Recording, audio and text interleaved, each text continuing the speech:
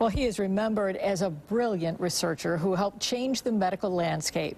Tonight, we're looking back at the career of Dr. Herbert Hauptmann, who died yesterday at the age of 94. News 4 medical expert Dr. Peter Ostro is here with more on his legacy, and he was a good friend of yours. Yes. You know, the Nobel Prize is given for outstanding contributions, but some are more outstanding than others. Herb Hauptmann didn't do something like discover insulin or invent the transistor. Those were good. But what he did was develop a method that's now used by thousands of scientists to improve all our health.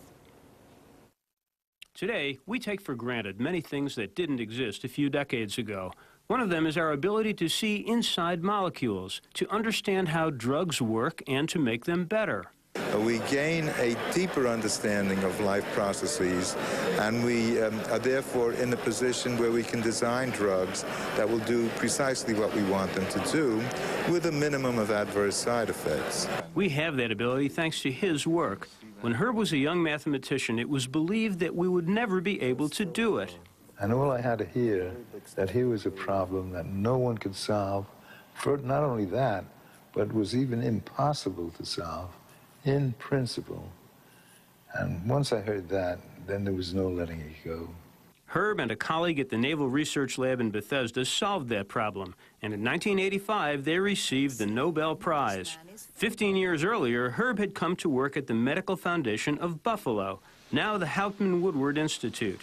Coming to Buffalo at that time in our lives, my wife and I were in our early 50s, was a difficult decision to make. But it turned out to be the best possible decision we could have made because in Buffalo I had been offered the kind of job which I loved doing. It's as simple as that. He continued to improve those methods into his 90s. There's no way that I can ever do all the things that I would like to do. Impossible. I could live to be 200 years old and I still wouldn't be able to do it. There's simply too many such things around. I'll keep going as long as I can. And now that he's not here, his work will keep going because his methods are used all over the world. And he wasn't just a great scientist. He was a terrific human being and a great friend with a wonderful sense of humor. I was once preparing a talk, and I asked Herb if I could share some advice he had once given me. And he said, did I give you advice? I didn't mean to.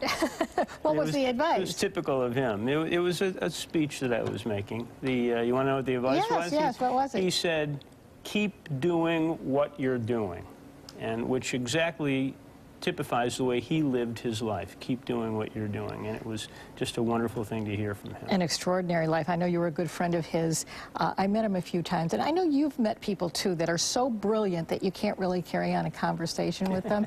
He was not that way. He was outgoing, friendly, interested in other people, gregarious. That's right. That's right. He especially loved to talk to children about what he did, and they actually understood him. Great. He was a great man. Thank you so much, Doc.